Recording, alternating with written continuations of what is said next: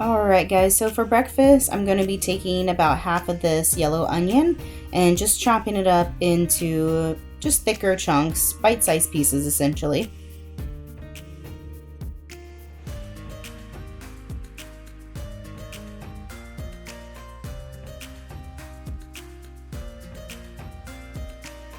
Using about half of this yellow bell pepper, I'm going to chop this up also into bite-sized pieces, and then saving the other half of the bell pepper until dinner time.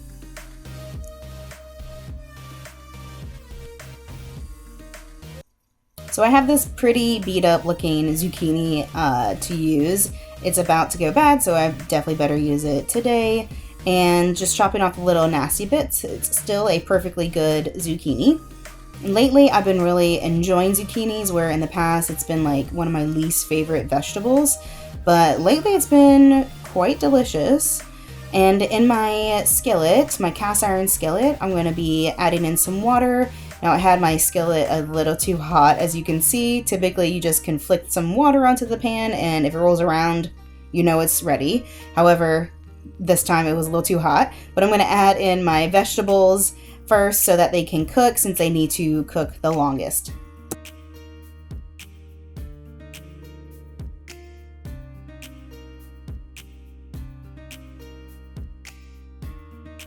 And while my vegetables are cooking, I'm going to be taking 2 russet potatoes that have already been steamed in my Instant Pot and just chopping those into bite-sized pieces again.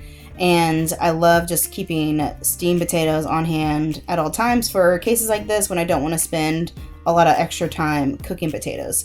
So adding in the potatoes last, just to heat them up and mix them in with the vegetables. I'm going to let this sit for maybe like 5 minutes till they're fully heated and warm.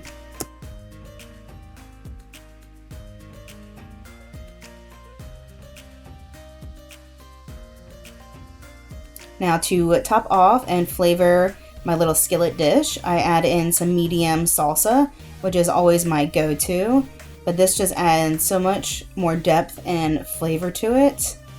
It is so good. I highly recommend doing this combo. And to make matters even better is the everything bagel seasoning. That is like a breakfast staple of mine. So I'm going to sprinkle some of that on. And then I also had a plate of watermelon and pineapple to go with it too. Hey guys, welcome back to my 6-month update for y'all, my weight loss journey so far. So I've just had breakfast and I worked out, and now here we are, got ready for y'all. So to give you guys definitely the update, I'm going to be completely transparent and have a real talk with y'all. I experienced a plateau of weight loss at 20 pounds and it sucked. So what was going on is during the kind of the beginnings of like the coronavirus, I got furloughed from my job for about 2 months and was working out a lot, which was great, and enjoyed my time. And then I got back into the swing of things with work about 6 weeks ago. So I had a whole adjustment period of going back and adjusting to a new routine every single day and just kind of getting reacquainted back into that. And summertime is always super crazy for me. There is a ton of birthdays, including my own. A lot of holidays in general, Mother's Day, Father's Day, and I had company in town, so there was just a lot going on. And I was still sticking to a whole food, plant-based, no oil diet. I had definitely needed to readjust that diet part of it, because once I got back into working full-time, I definitely had to make my schedule a lot more accommodating to that. So I have one of 2 choices as far as getting past this plateau. And the choices were either to increase my workout routine or adjust my diet. And I decided that I was already working out as much as I could accommodate my schedule, that diet was the point I was going to adjust. So the adjustment started out as really increasing the amount of vegetables I was having. So for breakfast, I would make about basically like a 50 50 plate. So 50% of my plate was just vegetables, and then the other side is a starch of some kind, usually potatoes or oatmeal, things like that. But I've known and come to find out potatoes actually fill me up longer than oatmeal does. And same with the vegetables. I was very kind of surprised. Like I could have a pound of Brussels sprouts and it will literally keep me full until lunchtime, which doesn't sound like it would keep a normal person full, but there's so much fiber in Brussels sprouts and broccoli and things like that that it really does fill me up till lunchtime. So that really helped a lot.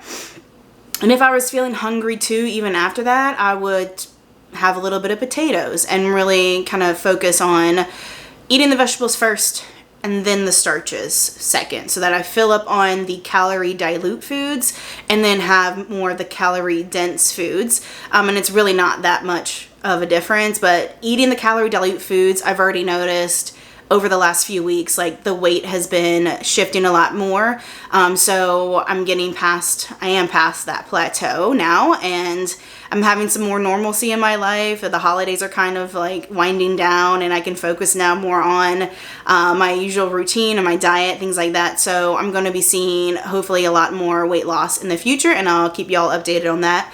Anyways, so through that, like if I wasn't noticing a big difference with eating a 50-50 plate, I would even go as far to make a 70-30 plate, which is essentially 70% is going to be vegetables, 30% is going to be potato, rice, oatmeal, starch of some kind. And again, I saw a big difference with that. And I would even just have that for breakfast and eat my normal things throughout the day, like my salads, potatoes, like broccoli cheddar soup, things like that that I've made in the past, I still eat, and noticed a big difference in literally just the scale moving. So I'm not sacrificing or restricting how much I'm eating. I'm still eating a lot of food, but I'm focusing more on the calorie dilute foods instead of the calorie dense starches. So you can still have that balance and still lose weight almost effortlessly. So I'm still working out. I'm actually working out a lot less than I was over those 2 months of being furloughed, and I'm losing more weight per week compared to what I was losing when I was furloughed. So it really goes to show like the effort you put into your diet and what you feed your body makes the biggest difference than killing yourself on the treadmill or weightlifting, things like that. So it really, I mean, it's really true. Like whatever they say, 90% is diet, the rest is exercise. I can attest to that. I totally feel like that's true. So to be also very transparent, I'll post up like a little photo up above to show you guys my January picture, the very beginning of it, and then my July picture. And I never really wanted to share the number of my weight because, again, like the number of how heavy one person is, I feel like is not a true testament to them and their weight loss journey. It does impact for sure, but I'm like 5'5" and I hold my weight differently than other people do, so it might seem less impactful or more impactful for others. For me, I still am going to celebrate even the smallest successes. So still losing, I have a total of 24 pounds lost. That's still a success to me, and getting past like a 20 pound and then plateauing right there, getting past that plateau is still progress. To me, it depends on what your beginning point is and what you're comparing it to. So a lot of people lose that amount of weight in a month doing this whole food, plant-based, no oil diet. And that, I think, has a lot to do with your activity level, your metabolism, but also what you're coming from. So are you coming from like the standard American diet, or, you know, some people I've witnessed, they stop drinking soda and then they lose 20 pounds in a month. And I'm over here killing myself on the treadmill and working out, eating way healthier than them, and I can't lose weight. So to me, it depends on where you're coming from. I'm coming from eating a kind of like a junk food vegan diet for 2 years and then transitioning to a whole food plant-based diet at the beginning of January. So it wasn't a huge transition, but still a transition nonetheless. And my body has adjusted to it over the time. So readjusting, and that's really what getting through a plateau is adapting and evolving your diet to the next step, essentially. So the beginning in January, I was eating more starchy foods like that. I was meeting myself where I was. So meet yourself where you're at. I was eating more starchy foods, and it was very comforting, and that was where I was at that time. Now over time it's kind of adjusted, my body's adjusted, so I feel like I can eat a pound of Brussels sprouts for breakfast and be full until lunch, and perfectly fine with that. Where at the beginning of January, I don't think I would have been okay eating that. My stomach and gut, and you're adjusting to that amount of fiber in your diet, and it might not have been as successful as it is right now. So keeping that in mind, if you were trying to lose the weight and you hit a plateau and you're frustrated, just take a look back at what you're eating and see where you can adjust, and maybe add some more calorie dilute foods like whole fruit, a lot of leafy greens really help.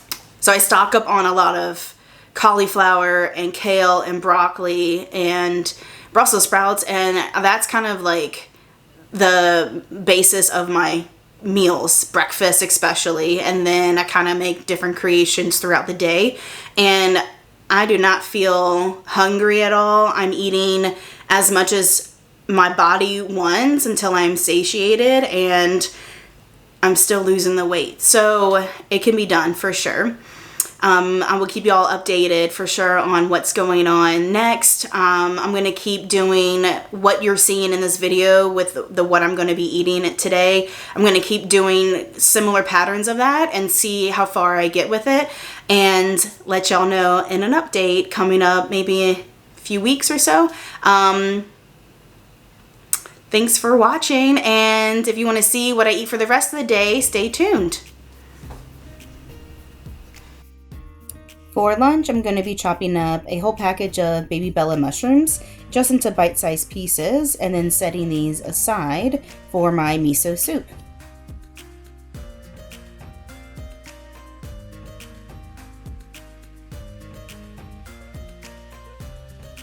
Adding in about 3 to 4 cloves of garlic. I'm going to be mincing these cloves into my garlic press.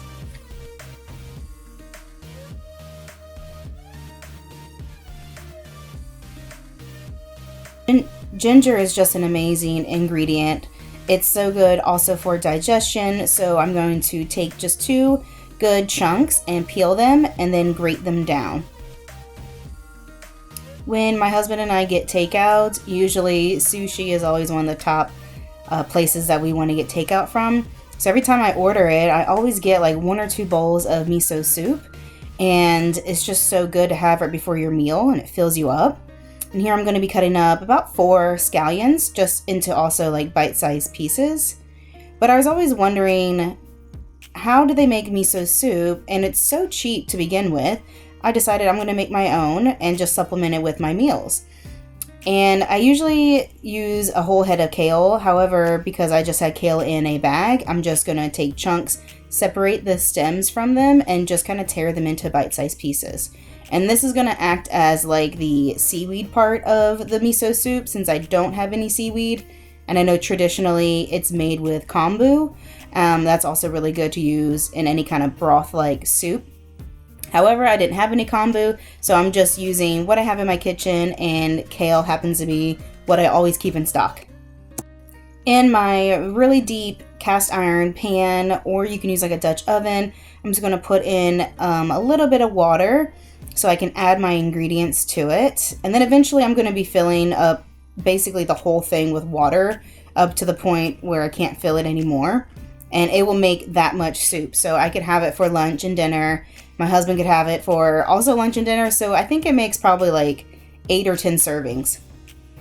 Adding in the garlic and the ginger first. That's going to help season and flavor the whole miso soup, giving it a lot of depth. And then the rest of my ingredients. So we're doing the mushrooms and the kale, which are going to take a little longer to cook. So I'm going to put those in first and heat them up and let it simmer while I work on the rest of the ingredients.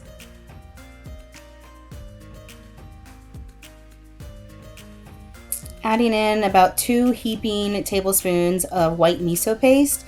You can use red miso paste. To me, that's kind of all the same. It's going to add a lot of flavor to it. And this is going to be that miso part of the miso soup.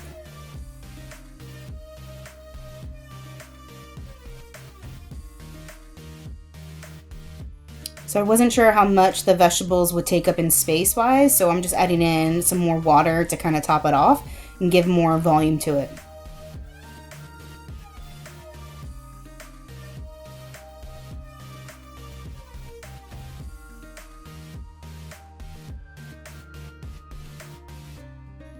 In the meantime, while the soup is cooking down, I'm just taking 1 package of extra firm tofu, drained it, and now I'm just going to be chopping it into bite-sized pieces, trying to keep the pieces as small as I can so that the soup is not too overwhelming or too chunky.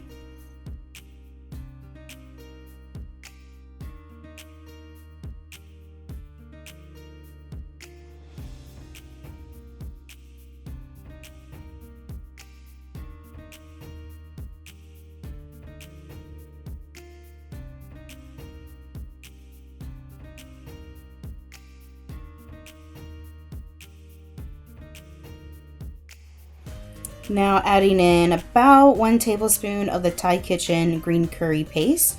This step is totally optional. Typically, I've made this in the past without using the curry paste and it tasted just fine, but I really like the depth of flavor it adds when I use it. And now adding in my tofu as one of the last ingredients. Since it doesn't need extra time to cook down, it's totally fine to add the tofu in at this stage. Giving it a good stir and let it simmer some more.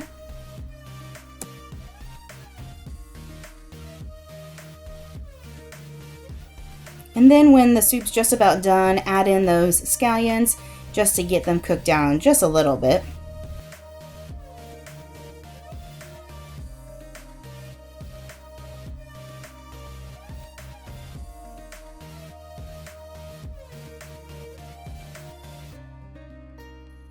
So at this point, it's ready to be served, enjoyed. I usually will add a little bit of soy sauce to it, but it's totally optional as well.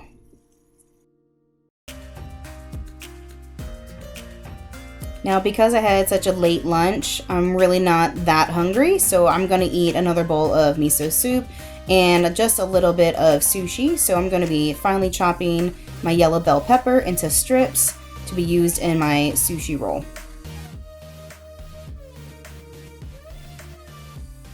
Using 2 leaves of Napa cabbage, I'm going to chop this pretty finely into thin strips. And I usually like to use some sort of leafy green in my sushi to add that volume without adding too many calories to it. And cucumber, it's always a staple of mine in my sushi. Again, cucumber, the water content is so high, it's a really, really low calorie food as well. So cutting this into strips, I'm going to be using this in my sushi as well. And about half of a really ripe avocado. I don't usually eat a whole lot of fat throughout the day, or added fat at least. So I usually eat maybe a quarter, or sometimes I'll eat a whole half of one. So I'm using our favorite kind of rice right now, which is jasmine rice. And I heat it up, or I use it really fresh after I cook it, because that makes it the most pliable for making sushi.